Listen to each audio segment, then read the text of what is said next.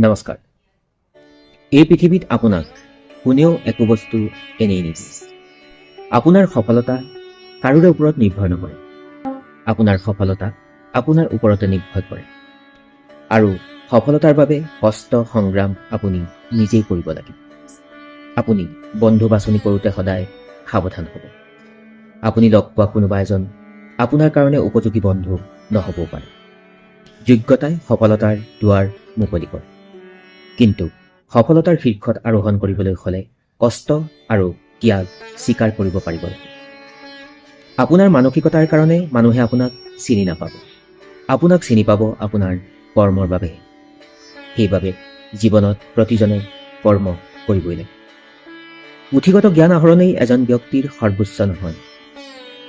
এজন ব্যক্তিৰ পুথিগত জ্ঞান নাথাকিলেও তেওঁ জ্ঞানৰ যি পৰিসৰ সেই পৰিসৰ বহল হ'ব পাৰে।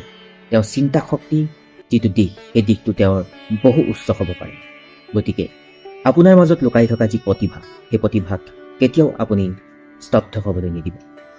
আপোনাৰ জ্ঞান আৰু যি দক্ষতা সেই দক্ষতাক সদায় প্ৰকাশ কৰিবলৈ চেষ্টা কৰক। জীৱনে কেতিয়াবা কষ্ট দিবই। গতিকে বেজাৰ কৰি বা দুখ কৰি লাভ নাই।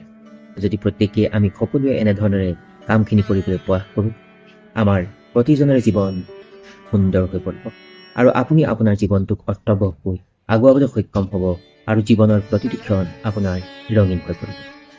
নমস্কাৰ।